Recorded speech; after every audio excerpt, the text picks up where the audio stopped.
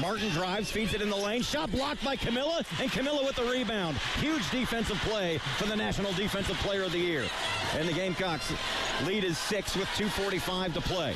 Trying to stretch it out some more. 2-1-2 zone here, I believe, by Iowa.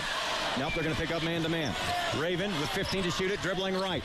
Zipping through a couple of defenders. Pulls up from the foul line. Didn't go. Camilla with the rebound. Stick back is good. And the Gamecocks lead 83-75 with 2:27 to play. Welcome back in. It is the Extra Point. Tyler Head along with you here on the game. Brad Muller on the call. Yesterday, that was one of the final moments of the game. Camila Cardoso pulling a late block and a putback, as Brad mentioned there, to go up 83-75. And the game wasn't quite well in hand at that point in time. Again, when you have an offense like Iowa's with Caitlin Clark shooting the ball the way that she is able to, you knew it was not truly over until it was over. And again, South Carolina able to pick up the 12-point victory and claim another national championship, third in the past 8 seasons here under Dawn Staley. And Dawn was very emotional after the game. And Dawn is very fiery and can be very intense as head coach. And you know, to see her be at a loss for words, when Holly Rowe of ESPN was attempting to interview her after the game was quite an interesting sight. And I mean, everybody was crying. Leah Boston was crying for crying out loud. Everybody on the team obviously highly emotional because this is a, championship that was won very differently. And this was a team that, again, nobody was expecting them to just fall off the face of the earth and suddenly be 500 and at risk of missing the tournament or something like that. We knew they were going to be good, but when you go from replacing the best class you've ever had and legitimately one of the best classes in women's college basketball history, a drop-off is expected to some degree. And the fact that they didn't skip a beat, and yeah, they had some close calls, Tennessee, Indiana, to be able to achieve the perfection that the Freshies class was, going after a season ago, when nobody was expecting it, is truly, truly special. Let's go cut number 8 here, Dave. Here is Dawn Staley talking about the significance of this specific championship. Well, it means that we have quietly have done things, in my opinion, the right way. We find the right pieces to help us. We really do things the right way. We're very disciplined in how we approach basketball. I am one that I'm forever indebted to basketball, so I'm always going to take care of it. I'm always going to make sure that our players are respectful. I'm always going to make sure that they know the history of our game. I want to make sure they are always respectful to our opponents. And when you do it that way, in return, you have success. You have success in the wins column and very little, disappointment in the loss column. And I don't think that's talked about enough, what we've been able to do, and I don't know why, and I really don't care why. We're going to keep doing what we're doing the right way, whether we are the popular or unpopular successful programs in the country. So we're going to keep doing that way. And that was such an interesting dynamic coming into this game, or coming into the Final Four in general over the weekend, is that South Carolina wasn't garnering a ton of headlines. People were talking about them, but not to the degree that people were talking about Iowa or people were talking about UConn. And in a way, that is almost kind of a badge of honor, I guess, that you are so good as a program that being on the cusp of being only the 10th team in the history of women's college basketball to complete a season undefeated and win the national championship is not even like major huge news, because it's something that people look at you and say, yeah, we kind of expect you to do something like that. And you're talking about a program that over the course of the last 3 years has lost 3 games and won 2 national championships. They are the standard for women's basketball. If you didn't already believe that, which you probably should have, you now definitely believe that because it's the truth. It's exactly what they've done. And to do it this year without that one definitive superstar. You have plenty of great players. Camila Cardoso, who's about to go be a top 5 pick in the WNBA draft here in a couple weeks' time, is probably the best known player nationally that you have. But Malaysia Fulwiley has come on as a freshman. Ashlyn Watkins had a tremendous sophomore year. Tessa Johnson, who was a leading scorer yesterday, a great freshman year for her as well. Chloe Kitts had plenty of moments this year, including a big game yesterday. Like, as we've talked about so much, this team is truly the sum of its parts. And it's not centralized around one superstar player. And that's no disrespect to teams that are. That's very much what Iowa is. But the way that this team operates is a guarantee for long-term success. I don't know what Iowa's going to be next year. I know they're not going to be as good because, again, they lost legitimately one of the best women's basketball players of all time. But South Carolina's just going to continue to reload and reload and reload. And it's really interesting, this specific class of players, because, you know, they go about things a little differently. And they are very loose and free. And Dawn had to learn how to let them be who they were over the course of the season. Go cut number 16 here, Dave. Here's Dawn Staley talking about that yesterday. You have to let young people be who they are, but you also have to guide them and help them navigate through this tough world. But when young people lock in and have a belief and have a trust, and their parents have that same trust, this is what can happen. They made history. They etched their names in the history books when this is the unlikeliest group to do it. And sometimes, I mean, God is funny like that. He's funny. He rips your heart out, and he makes you believe. He makes you believe the unimaginable. Thank you, Jesus. And the point she brings up there at the end, you know, I think that loss a season ago to Iowa in the Final Four makes this one even more special and something you can appreciate even more because you were so close. You had your fingertips on it. You could taste the undefeated national championship that was the goal set at the beginning of the prior season. After winning the national championship the year before, everyone's saying, well, yeah, but South Carolina wasn't undefeated in doing so. That was the goal for the freshman class, to go out completely on top with a national championship and not a blemish on their resume. And they did everything right for 99% of the season until they ran into Caitlin Clark in the Final Four and ended up falling. And to come that close and over a year later to accomplish that goal when, again, nobody thought you were going to be able to do that, makes it that much sweeter and that much more appreciative. And I completely agree with Dawn. This team, all these girls, no matter what this program does going forward, no matter what they accomplish in their professional career, will always be etched in the pantheon of women's college basketball for what they did this season. And that is truly, truly special. And it was truly a pleasure to get to watch it this season and to get to cover it on a day in, day out basis and a week in, week out basis, because this team was so much fun to watch. And hopefully many more teams will be just as fun, if not funner, to watch going forward. But a very, very special group. And again, we're going to continue to react to this all morning and all day long. I want to remind you, as always, you can check us out here on The Game TV at youtube.com.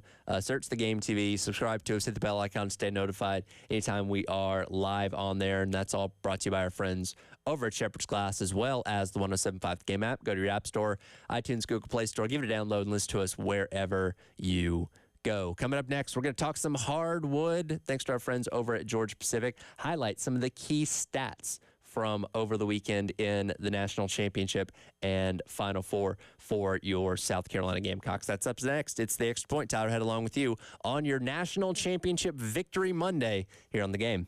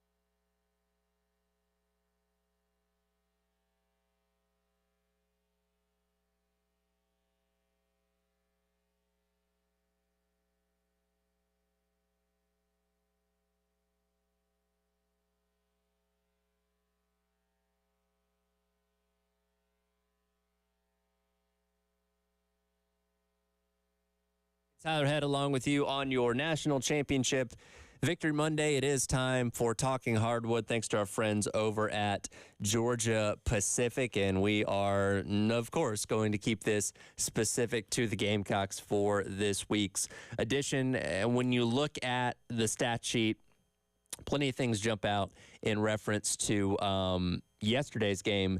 Camila Cardoso, in her final game as a South Carolina Gamecock, pulls out a double-double, 15 points and 17 rebounds, dominant in the post as she usually is. Now, she had a little bit of a scare on Friday, lost in the, I believe it was second quarter against NC State, had to go back to the locker room, came out in the second half because she was dominating in that second quarter, and comes out in the second half, continues to play, and is able to fight through, tweaking her ankle a little bit in that game, and comes out and looks fantastic yesterday against Iowa, helping lead South Carolina to the victory. Chloe Kitts, talking about this young crop of talent that's going to continue to lead this team for the next couple seasons.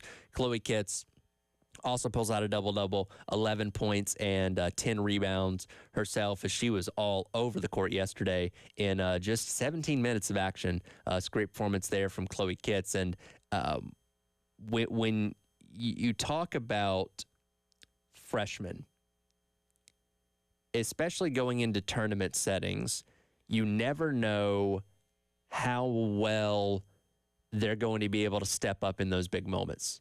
You never know if the light's going to be too bright or anything like that. As I'm watching the highlights on ESPN now, funny as I'm talking about this, Tessa Johnson coming in, 19 points yesterday, leads the team in scoring, and she's somebody that has stepped up countless times in the postseason. The moment has never been too big for her. The moment's never been too big for any of them, but this isn't the first time Tessa Johnson's led the way of scoring. 7 of 11 from the field, 3 of 6 from 3 yesterday. Fantastic, fantastic performance, and a big part of South Carolina pulling out the victory in the national championship game yesterday. And I'd be remiss, because I do want to go back to Friday night as well, and that game against NC State, which isn't, is going to be lost in the shuffle in what was a fantastic season, and more people are going to come away talking about what happened yesterday against Iowa.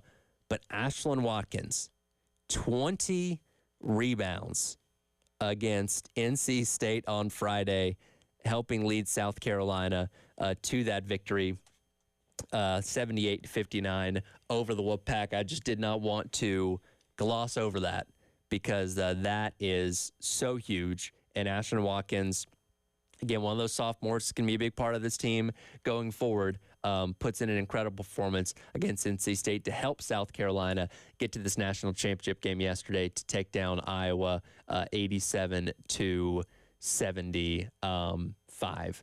And it's important to look at this year as a whole, not only for South Carolina, but for the game of women's basketball, because it was truly a historic season on a lot of fronts. Let's go cut number 10 here, Dave. Here's Dawn Staley talking about South Carolina's part in growing the game of women's basketball.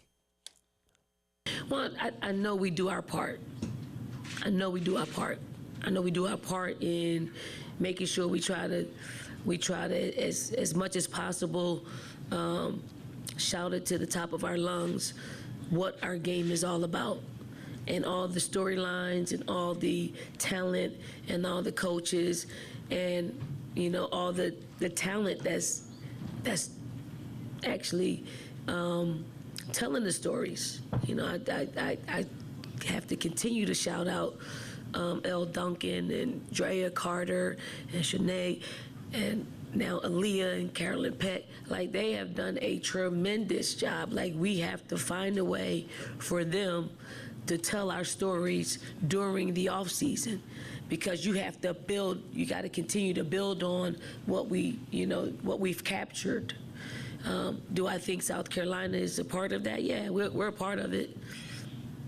I don't know what part, but you can see the numbers that when Caitlin plays in a game, you see the numbers. They're real numbers, and a lot of people like to deal in those real numbers. And I hope we were able to attract some more people by the amount of eyeballs that probably watched our game just because Caitlin was appearing in it.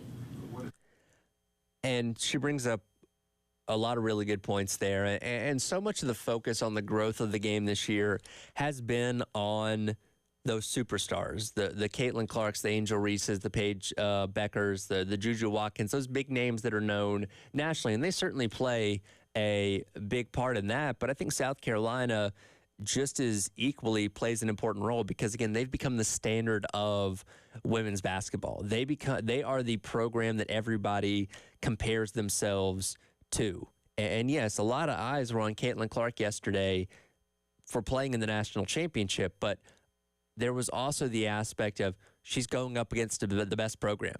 If Caitlin Clark wants to wrap up her college career with the national championship, she's going to have to beat the best of the best to do that. So it's a good, it's a good, I'm trying to find the right word for it, a good benchmark for everybody.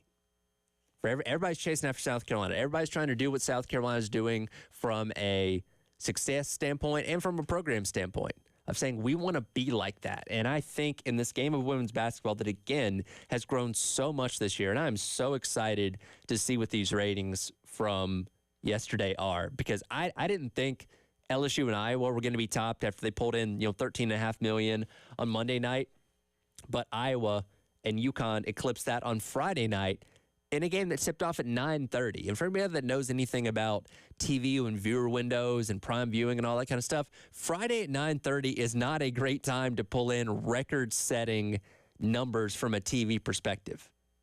Because people are out doing stuff and whatnot on Friday nights. You don't have the same captive audience that you do on a Monday night, which is a lot better for high ratings.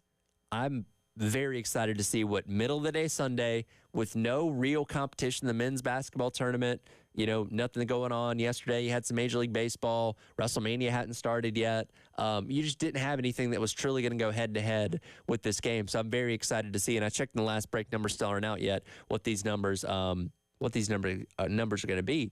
But when we talk about this historic season and the growth and the ratings and all that kind of stuff, having that program that is the standard is so important. For the longest time in college football, Alabama's been that standard. Now, what that's going to be like with Kalen DeBoer, we don't know. But everybody compared themselves to Alabama for the better part of a decade and a half. And that was so important. And as much as you may not like Alabama, you respected what they did. And you tuned in to watch them because you knew they were the best of the best. Same thing with South Carolina. South Carolina is not a loved team from a national standpoint. There are a lot of people that don't like South Carolina because they win so dang much. But everybody respects them and what they do because they're the best of the best. They're the standard of women's college basketball, and that's important to have in this era of growth and this era of interest just continuing to climb and climb and climb because everybody is going to know that South Carolina is the standard. And everybody's going to know they're going to compare themselves to South Carolina going forward. And it's very exciting to see. And again, very cool for South Carolina to add another national championship to, to their already very, very, impressive trophy case. So, we know that the way that Dawn Staley's built this program, it's never going to be a flash in the pan. It's always going to be consistent success and continuing to build and build and build. And, we're not focused on next year right now. We're enjoying what we're witnessing with celebrating this championship. But South Carolina's going to be right back in the mix, next year as well when it comes to being in the national championship picture. Do have a celebration going on today at Colonial Life Arena, by the way. Fans are free to attend. Going to be doors open at 12:30. Celebration going to begin around 2:30. Let's see, fans, I'm reading this off Gamecock Central. Fans should enter the main entrance, sit in sections 101 through 104 and 115 through 118. Going to have concessions being sold. They're going to replay the game on the video board prior to the team's arrival. Give me a DJ on hand, keeping some high energy throughout. Free parking is going to be going on in lots A and B in front of the arena. Do be mindful there are classes going on, so spaces might be a little bit tight there. Then the team will be getting there later on in the day. I guess once the end of the game is being shown, it's going to be shown live on the SEC network. Lisa Lang's going to be there. It's going to be a great celebration. So again, if you can get down there today out at Colonial Life Arena, doors opening at 12:30 for the celebration event, welcoming the team home after winning the national championship up there in Cleveland.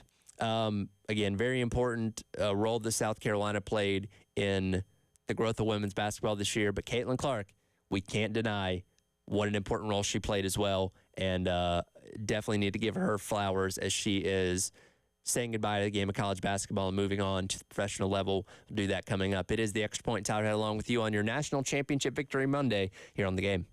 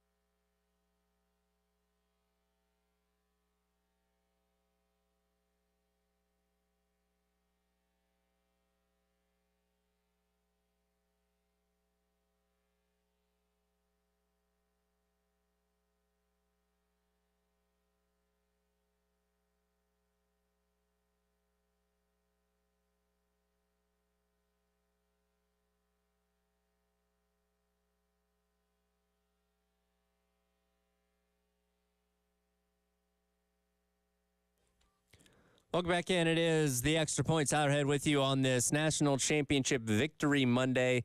We'll talk a little bit about Caitlin Clark here in just a second, but do want to head out to Love Chevrolet phone lines as you are free to call in and give your thoughts on what happened in the National Championship game yesterday as we celebrate South Carolina's victory. 803-404-6100. Claudia wants to weigh in. Claudia, appreciate your call. What's on your mind this morning?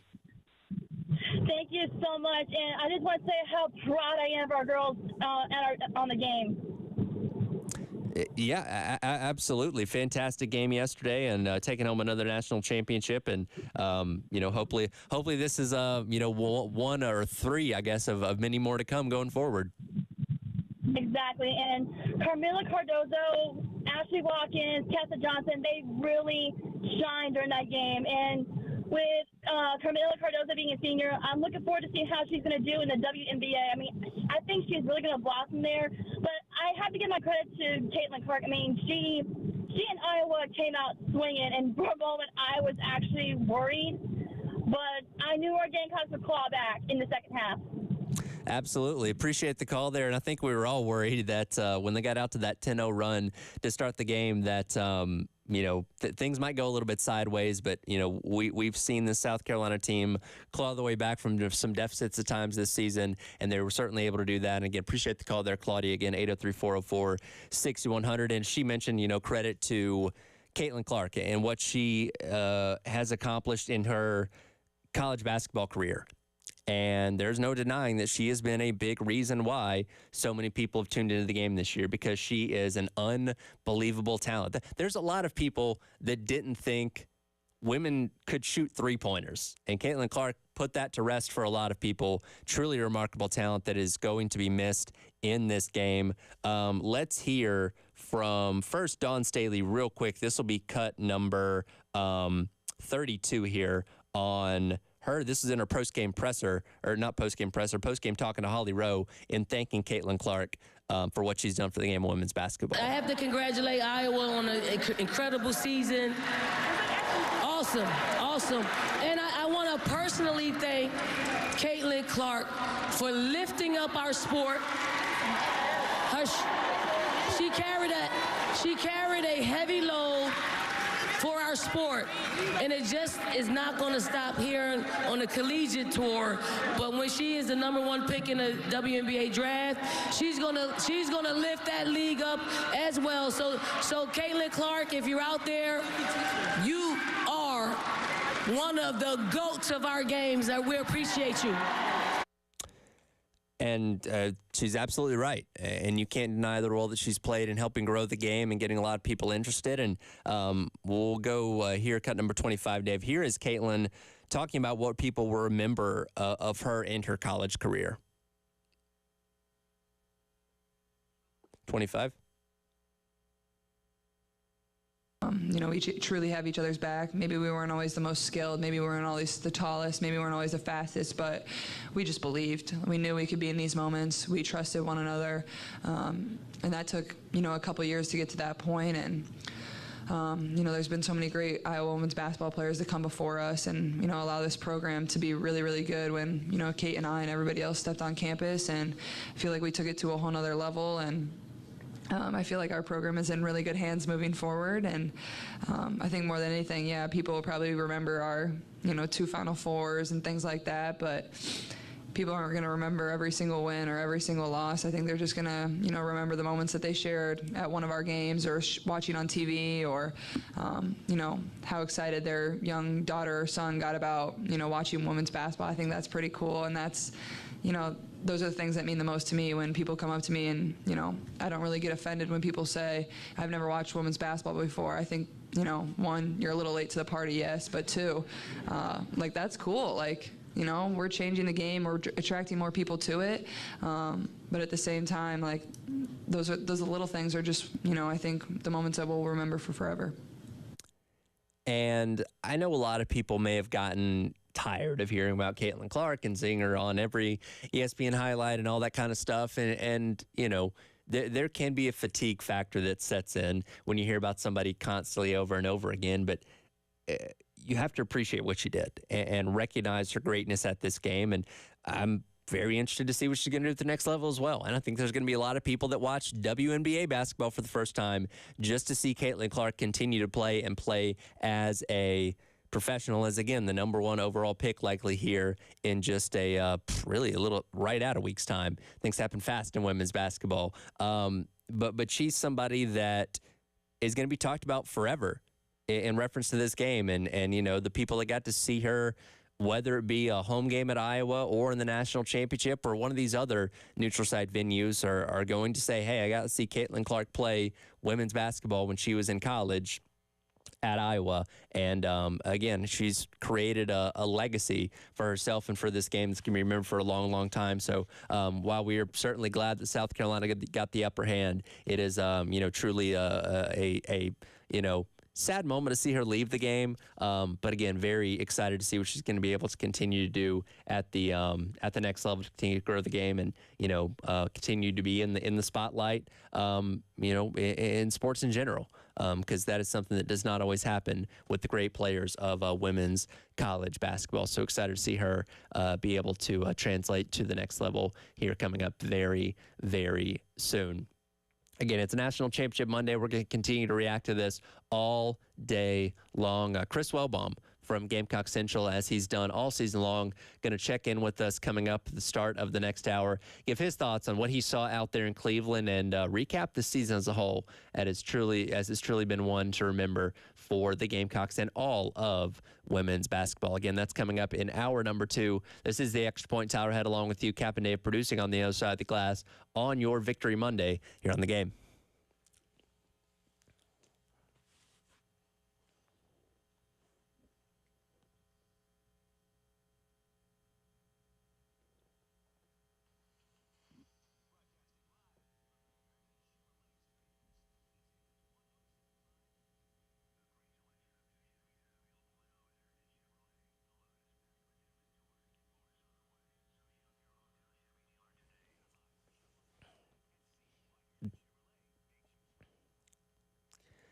Time for me to remind you once again about my friends over at Canty Foundation Specialists. Didn't really have any rain this weekend, but do have some rain coming up later on in the week. And if you've experienced a storm recently, you might have standing water under your home if you have an open crawl space. High humidity and condensation in your crawl space creates an environment for mold, mildew, and pests, including things like termites. Moisture will lead to things like wood rot and floor joist problems as well. Musty smells or awful odors can come from mold and mildew in your crawl space that can cause serious health issues for you and your family. Things like runny nose, itchy eyes, and coughs, because half of the air that you breathe in your home comes from your crawl space. Any issues with your crawl space, check out our friends at Canty Foundation Specialists. Go online to cantycanfixit.com to schedule an appointment. Again, that's cantycanfixit.com for our friends at Canty Foundation Specialists.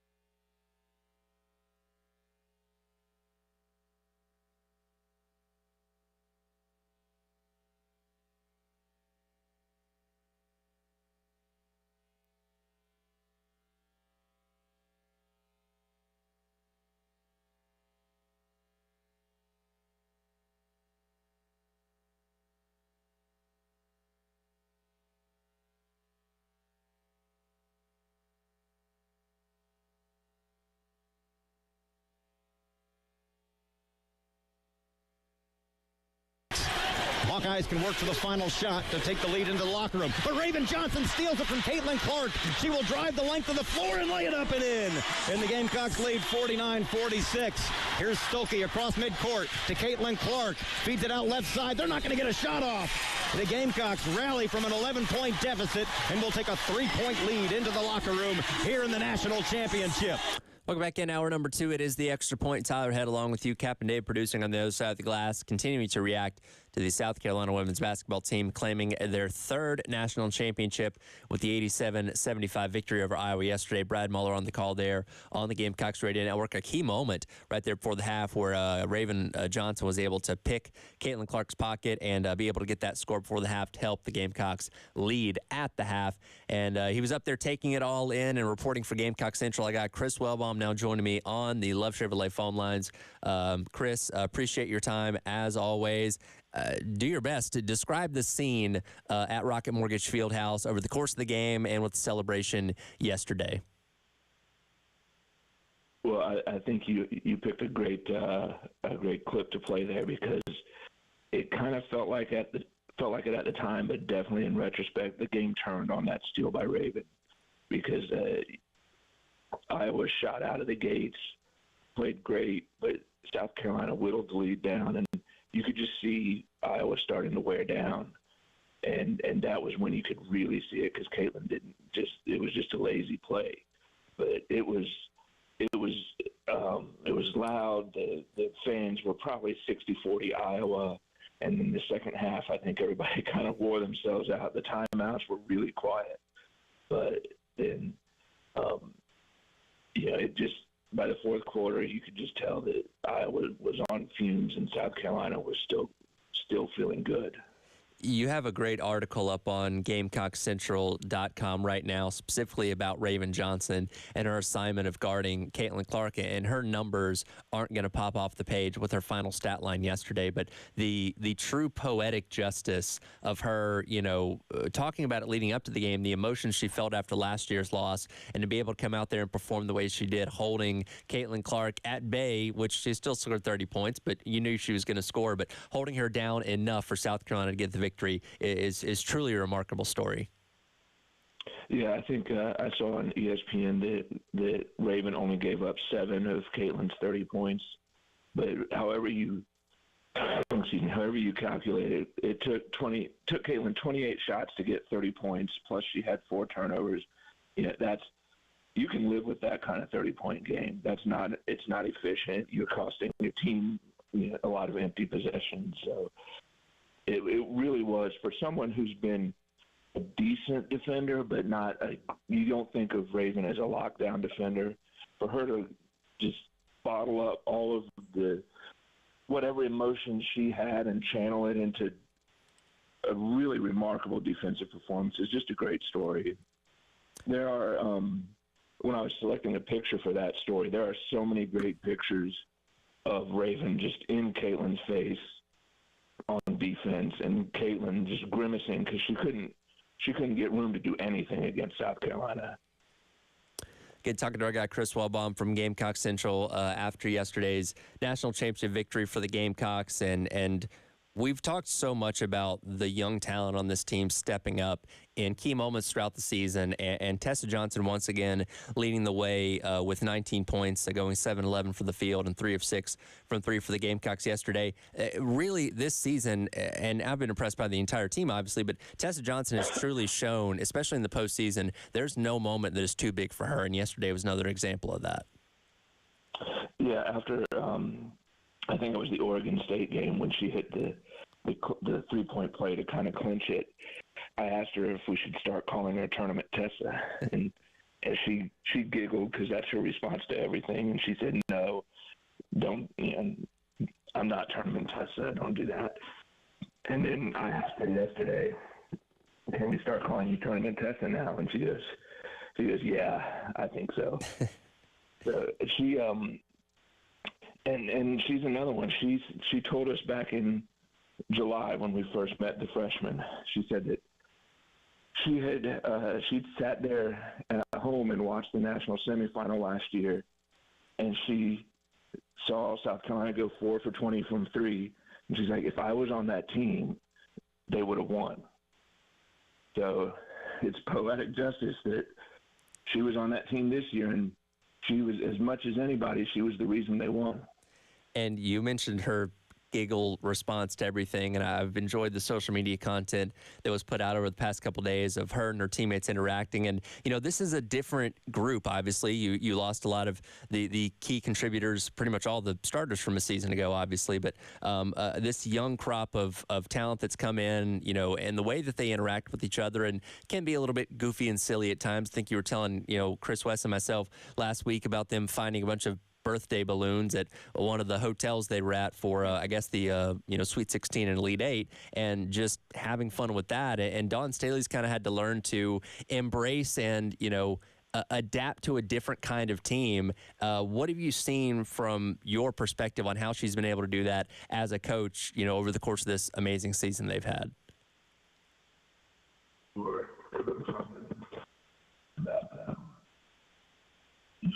Former Gamecocks have been celebrating, and they wouldn't recognize Dawn, this version of Dawn, because she used to be hard-nosed, no-nonsense, come to work every day and work. And she's still hard-nosed, come today every day and work, but there's a lot of nonsense that she doesn't just allow, she participates in. But they've always said, we know when to turn it off and flip that switch. And as long as they keep doing that, Dawn's going to let them be themselves. So it works for them.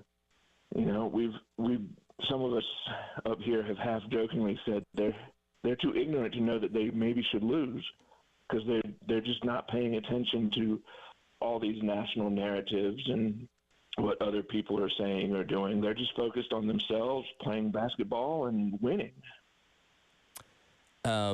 With that, Dawn, very emotional after the game. She couldn't even, hardly get through her conversation with Holly Rowe on ESPN as soon as the game ended. Clearly, every national championship is going to be important, but what is the significance in your mind of this specific one, being the third one in 8 years for Dawn Staley? Yeah, nobody saw that coming. Dawn kind of famously didn't even cry at her own mother's funeral, and none of the former players had ever seen her cry before. There's different reasons maybe why she had that reaction, but I think a lot of it comes from, obviously avenging the loss last year. She said something, I think it was after the Oregon State game, about how the freshies did everything right. They never had a problem with them. They came to practice on time. They did everything that was asked of them. They never got into trouble. They were the perfect players that you could ask for.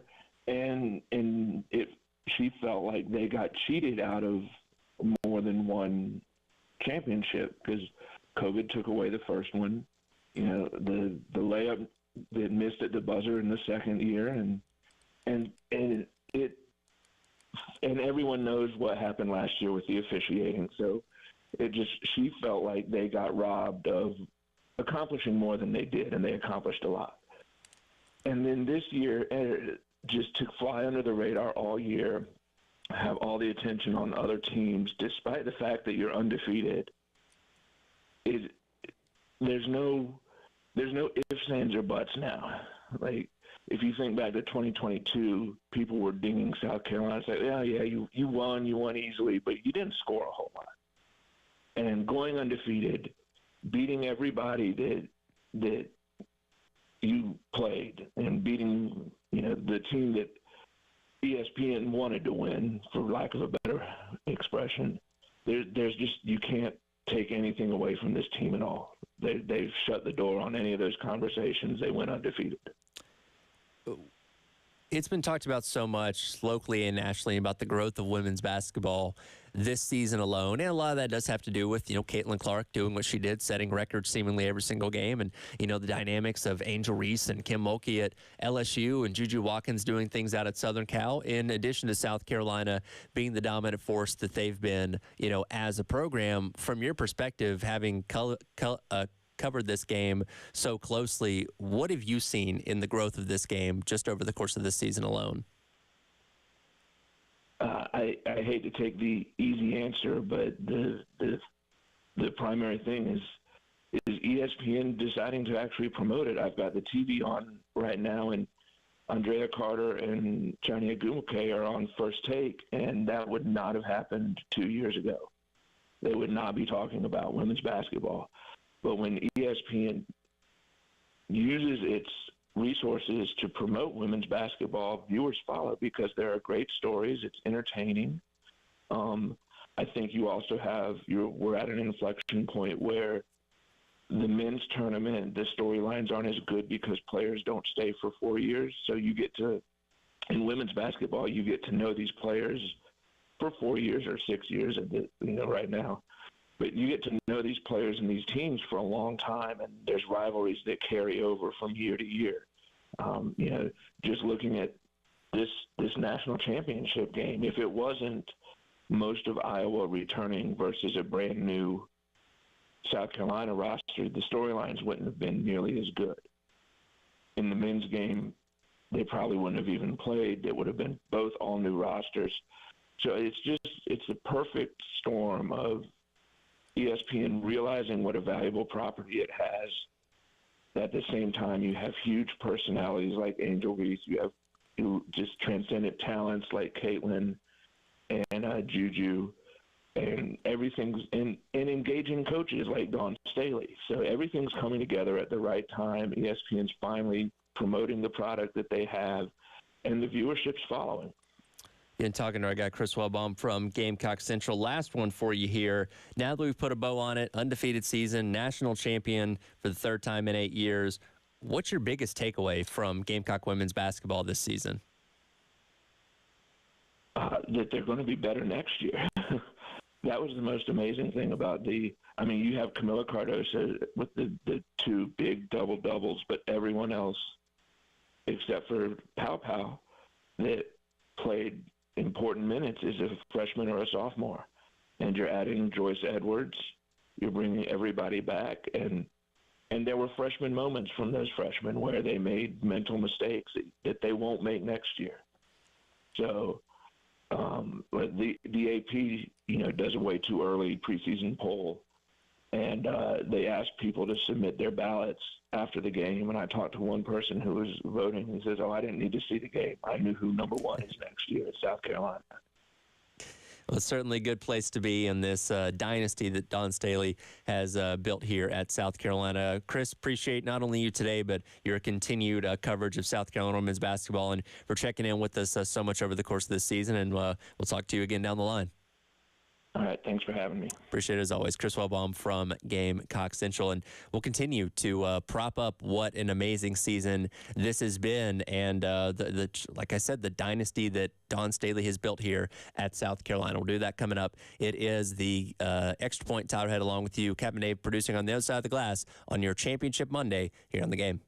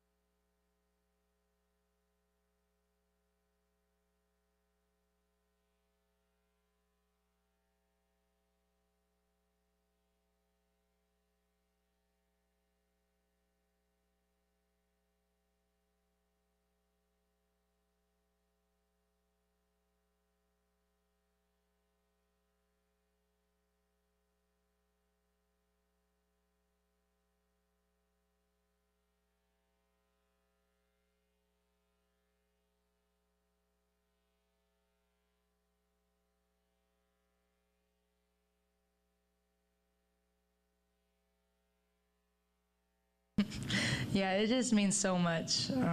We've come a long way. It's been a long journey. We've trusted each other so much over the season.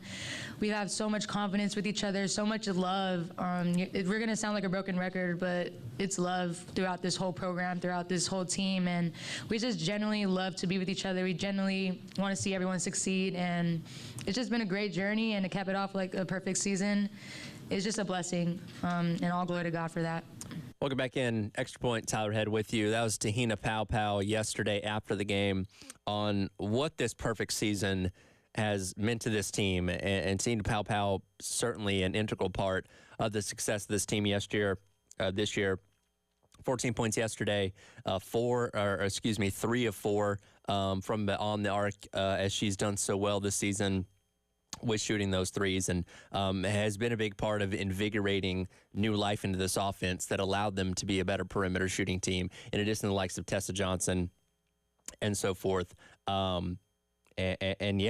Capped off a perfect 38-0 season to join a rare list of teams in women's college basketball to complete a season without a blemish on the resume. First team to do it in 10 years since that UConn team of a decade ago, joining the list of several UConn teams, Baylor back in 2011, 2012, Texas as well, Tennessee, obviously under Pat Summitt. So it's very rare company that Dawn Staley has been able to cement her program with, to be remembered forever. And again, I can confidently say I think South Carolina is going to continue to claim more national championships, for however much longer Dawn Staley is around and coaching here. But this season specifically is going to take on a whole another level, as being remembered as one of the all-time greats. And, I thought back to something. Elijah and I, again, did the pregame show yesterday here on the game leading up to the network pregame show. And I brought up a point that our guy David Cloninger from the Post and Courier made weeks and weeks back. And you may have been listening. It was baseball opening day. We're out at the Village Idiot Pizza, getting set for baseball, obviously, but talking about women's basketball as well. As I can't remember if that was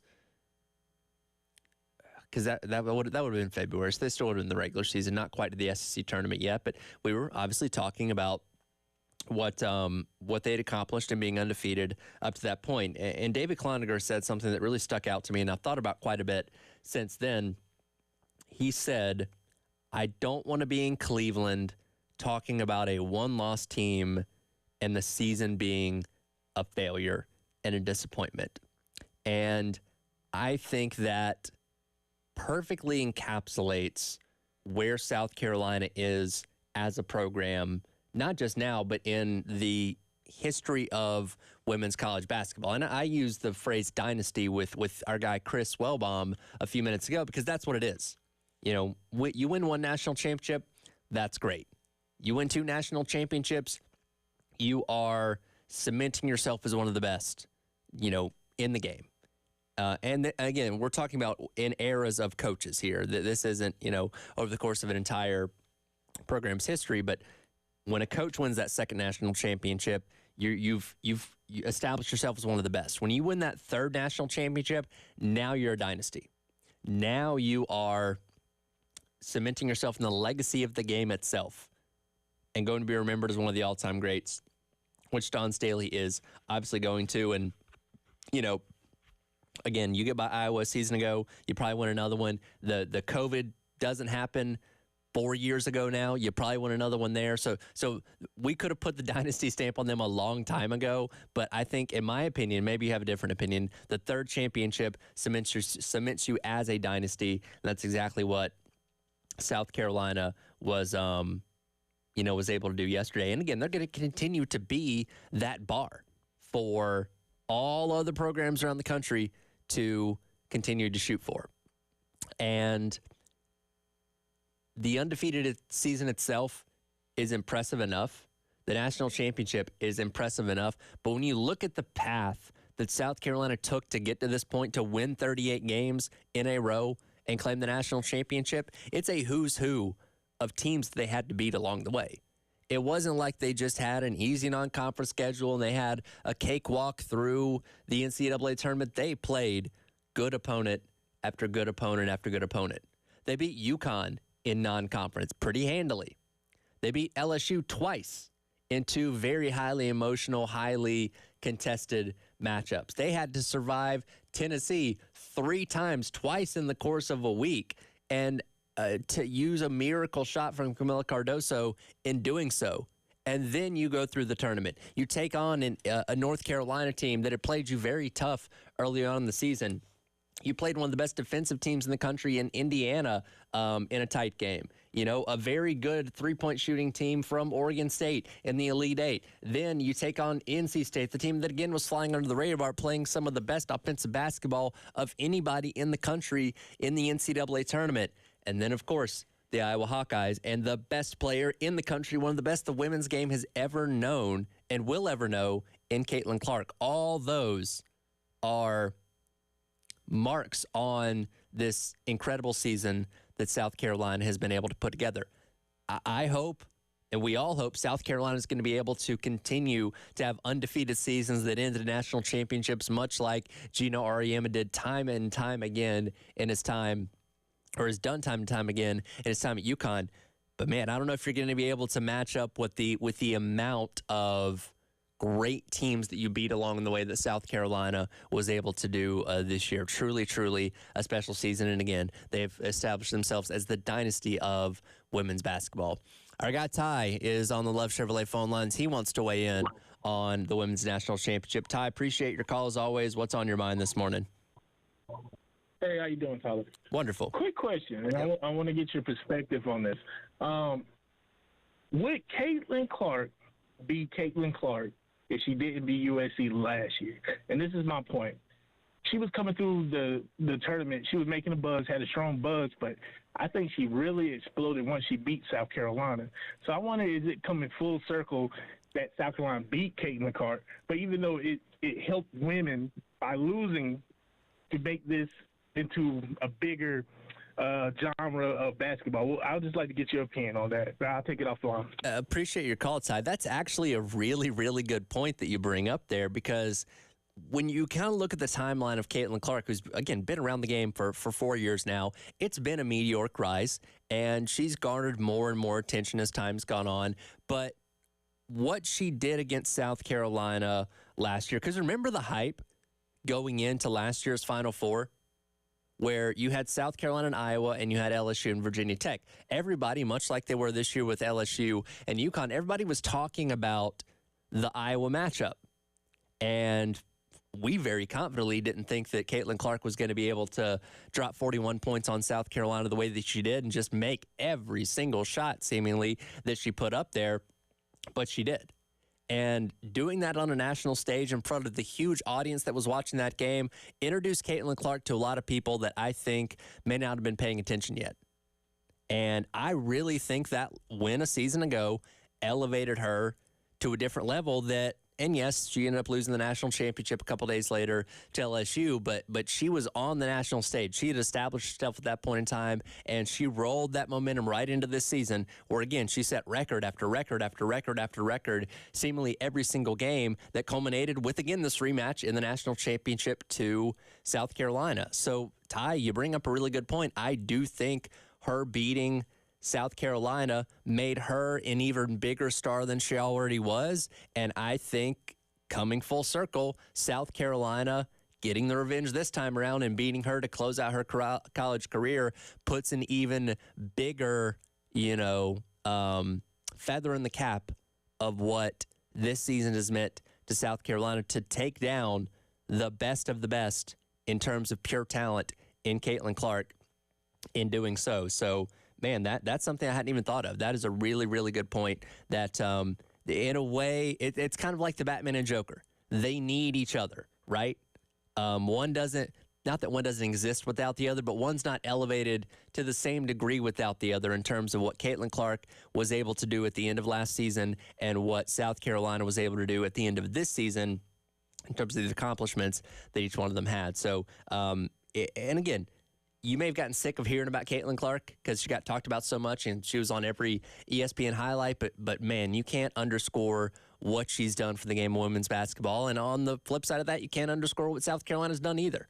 And again, seeing those two forces come together head to head, to cap off what has been a historic and memorable season for women's college basketball. I've used this phrase several times this morning already, but it's truly poetic.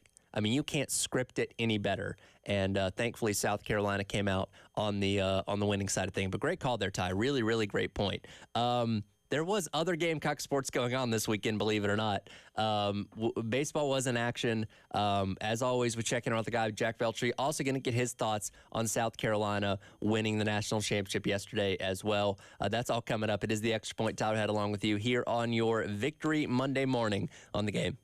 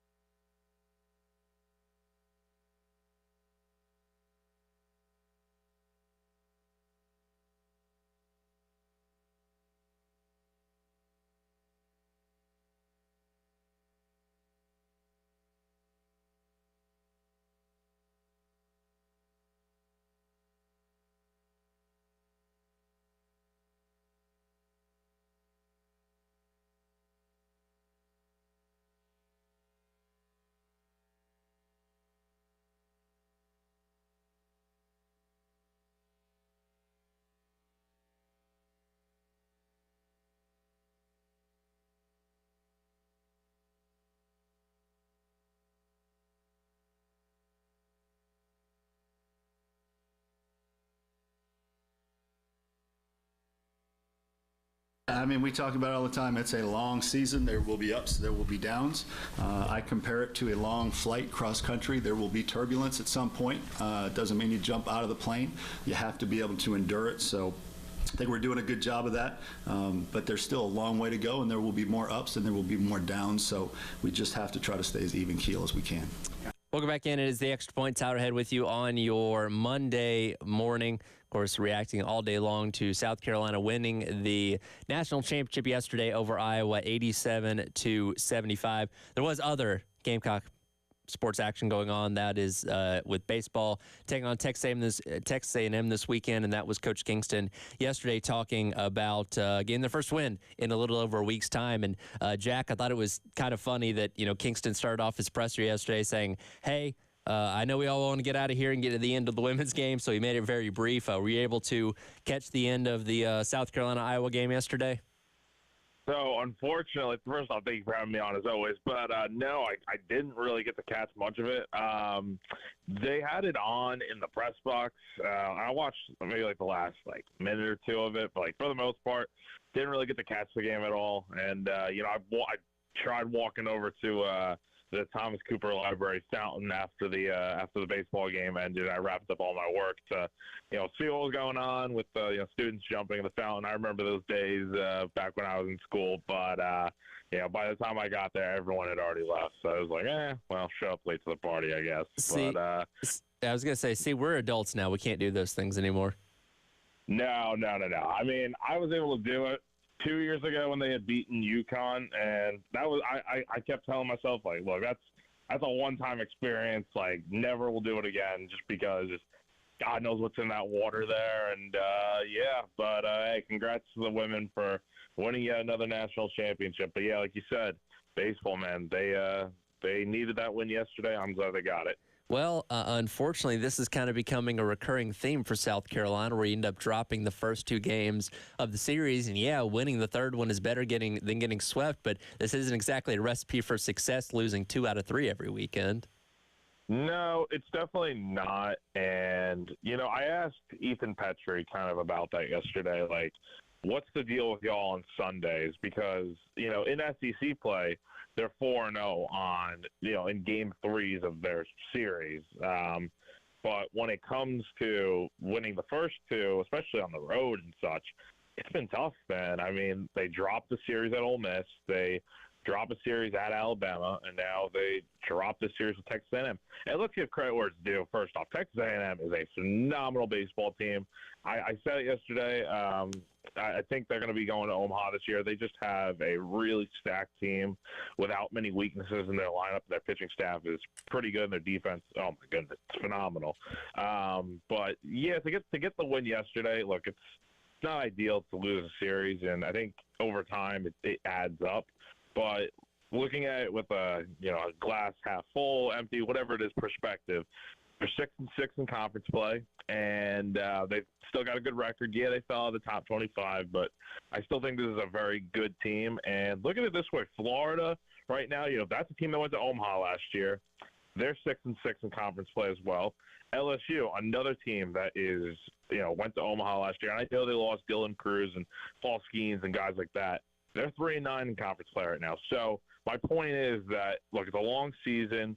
Like Kingston said, it's like a long flight. It's going to be okay, and they've still got a lot of series left where I think they can go out there. If they win one in the early going, they can get to Sunday or Saturday or whatever and try to win the series. And we knew how good of an offensive team Texas A&M was, but man, they jumped on South Carolina immediately in those first 2 games, getting out to pretty sizable leads early on that the offense that South Carolina had just was not able to overcome. What did you see go wrong for both Eli Jones and Tyler Pitzer on their respective starts? I just, looking back at it, I think it was just Texas A&M catching up to whatever those 2 guys were throwing. I mean, they could try to throw anything, and it just wasn't going to work out. Now, here's one thing that I think kind of gets lost in translation is that, with those 2 guys being right-handed pitchers, A&M really stacked their lineup with left-handed bats. I mean, I can't remember exactly how many they had in their lineup, but it felt like at least more than half. Now, when you get to Sunday, Matthew Becker's starting on the mound, and he's a left-handed pitcher, so it gives you a completely different look. And A&M has a bunch of switch hitters in their lineup, so they were able to counteract that with a bunch of right-handed hitters for the most part. Even then, go ahead. Sorry. Oh, sorry, but even then, it seemed like Becker was able to, make them look, a little off balance, out of sync. And he did. He pitched 4 solid innings in my opinion. And I think it really just was a matchup sort of look. And I don't know. It's tough also when you leave pitches over the middle. And it's just, it was just one of those outings where it was really rough for those two guys. Talking to our guy Jack Felcher from Gamecock Central. As rough as the starting pitching was in those first 2 games, and the bullpen stepped up through all 3 games on Saturdays, or through all 3 games over the course of the weekend. So that's at least something very encouraging, especially against a great offense like Texas A&M has. Yeah, the bullpen did exactly what it was supposed to do. I think the biggest bullpen standout this weekend, in my opinion, was probably Ty Good. I think he really, I hate saying it, he should start at some point, right? And it's I say that because it's tough because you've got guys like Pitzer and Jones and Becker and now Good. You only have so many spots in the rotation, and I think it is good to have. It's a good problem to have when you have guys that can go out there and pitch really well. And don't forget about Dylan Eskew too, who also pitched out of the bullpen a little bit this weekend, but. Yeah, I thought things went really well bullpen-wise, and, Garrett Gainey on Sunday, he struggled a little bit in the early going, almost blew the lead, but something changed in that 9th inning, and Kingston said after the game he was going to go talk with Gainey and pitching coach Matt Williams to see what it was that really changed that 9th inning, because he retired the side in order and looked like his old self out there.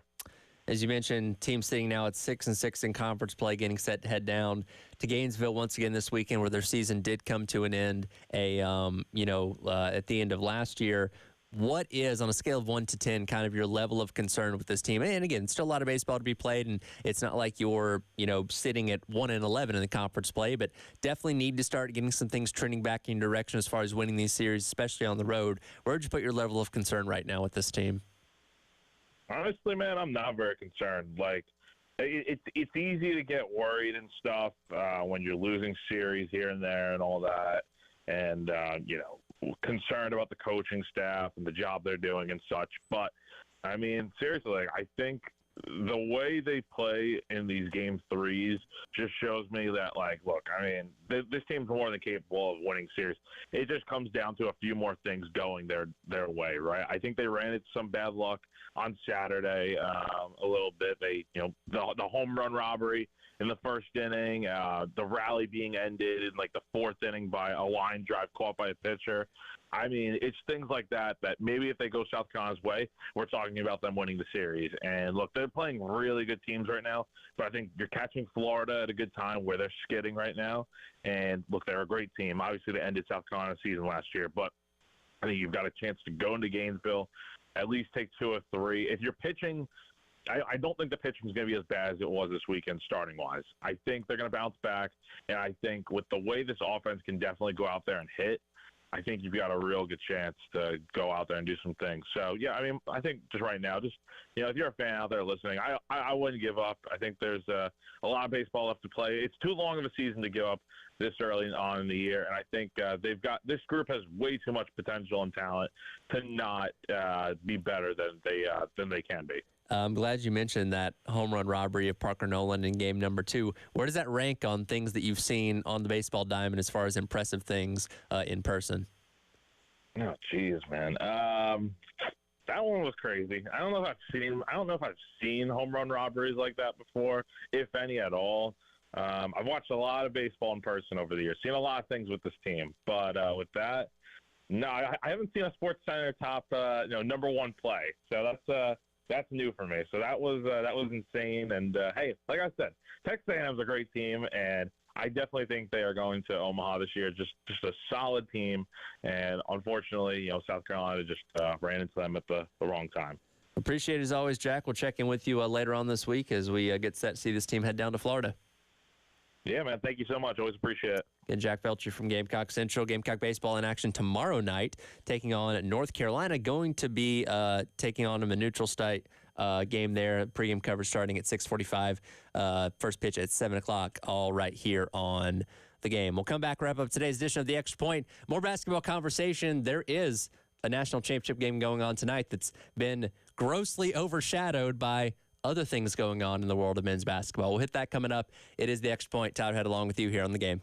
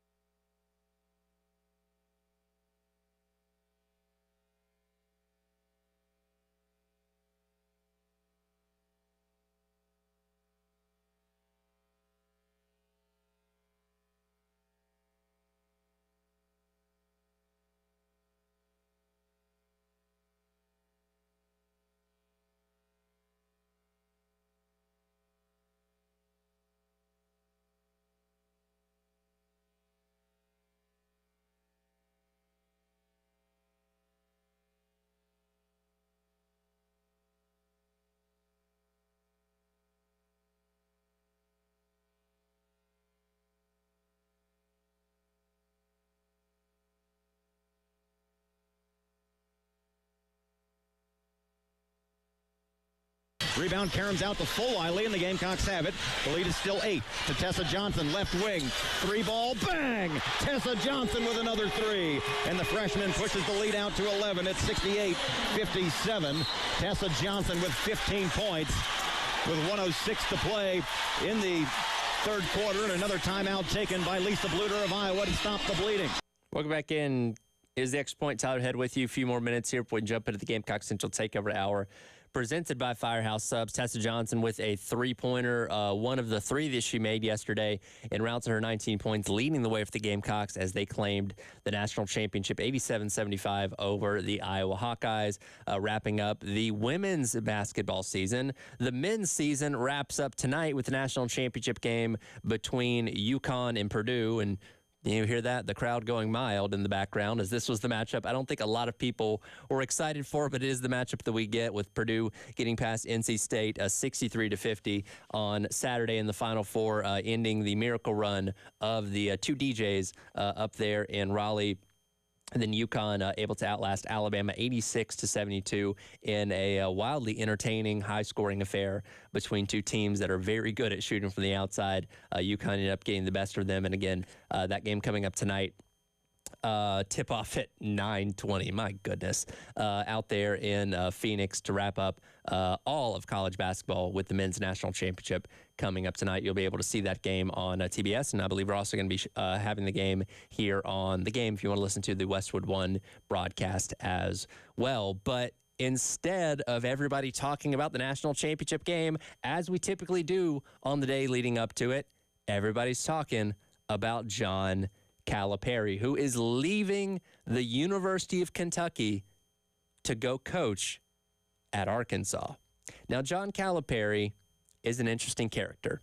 And I was texting back and forth with my friend, Kristen, who's a very big Kentucky Wildcats fan. And when Kentucky lost to Oakland at the beginning of the NCAA tournament, she was very much on the fire Calipari train, as were many Kentucky fans. And, you know, he had the meeting with the AD. They said everything was good, and all indications were that Calipari was going to return to Kentucky for another season. Well, then Arkansas comes rolling at him with a big bag of money and says, hey, why don't you go ahead and coach us? Now, here's the thing, and Terry and I were talking about this morning.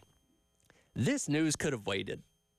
This news did not have to be announced on Sunday night, 24 hours before the national championship, but it was. This news didn't have to leak out that early, but it did. So instead of everybody talking about UConn and Purdue playing, for a national championship for the first time in a long time, and UConn playing for back-to-back titles, something that hasn't been done in almost 20 years, everybody's talking about John Calipari.